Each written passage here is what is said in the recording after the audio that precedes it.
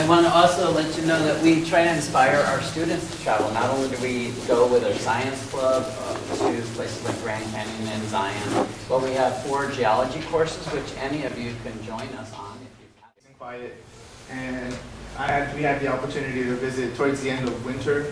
You know, you have some nice air quality. You're able to still see snow, and just the contrast between the white and the red, it's really nice to see, and it really has you transfixed as you visit. So many of you are into the whole hiking trails and everything. There's really nice trails for you to hike, you know, at least an hour and a half. Various faces of cliff sides make up the appearance of the Grand Staircase. At the bottom of the Grand Staircase lies the Grand Canyon. As a result of the rapid uplift of the Colorado Plateau, the Colorado River quickly carved the canyon and exposed more than 1 billion years of rocks. The bottommost rock layer that is currently exposed is the Vishnu Metamorphic Complex. The Vishnu is a Precambrian rock layer that dates about 1.8 billion years old. 1.2 billion years to 270 million years of sedimentary layers were deposited on top of the Vishnu volcanic layer. Kaibab limestone sits on the top of the Grand Canyon. And this is kind of explain the next few slides coming up. The capillary fringe zone on the very, very top there, that is the area where the water is literally sucked up to the surface and then it's evaporated out. And then we have the evaporates left behind. That's what's mined. The slide B, water is a little bit lower, so they won't be sucked up quite there. And that long arrow is the underflow. And I hope when you go here to Mojave, it can be like this young child here who's obviously has the exploration bug in him, and he is kicking up some of that salt flat there. As you guys can see here, this is a picture of Morro Rock. It's known as the Gibraltar of the Pacific. Me being a geologist, I like to look at it as an extinct remnant of a volcano. That's a volcanic plug from an active series of volcanoes that ran between 20 and 24 million years ago.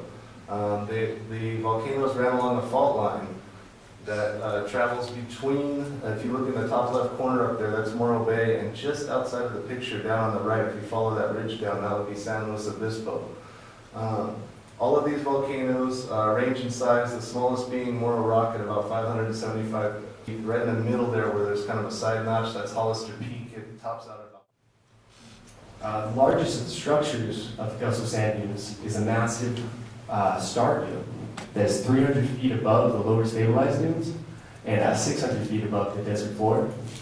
Star dunes are interesting because they're created from wind from varied directions inconsistently throughout the year. So this is just one of the many types of dunes that are created based upon the direction and consistency of the wind force they are subjected to.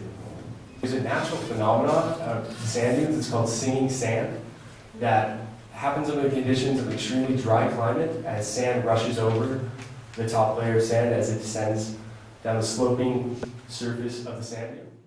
Now this one here, this here is Wallace Creek, and I don't want to stand in the projector, but thousands of years ago, the seasonal rains actually went straight across in a line. This is the San Andreas Fault.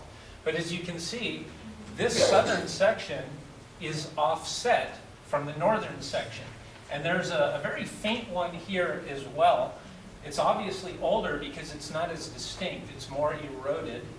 Wallace Creek, the southern section from the northern section, is offset by 400. The crossbedding was formed millions of years ago during the Jurassic era when Zion was covered with desert sand dunes. The wind moved the sand grains, forming angled crossbeds that are now visible, and it shows the wind direction movement.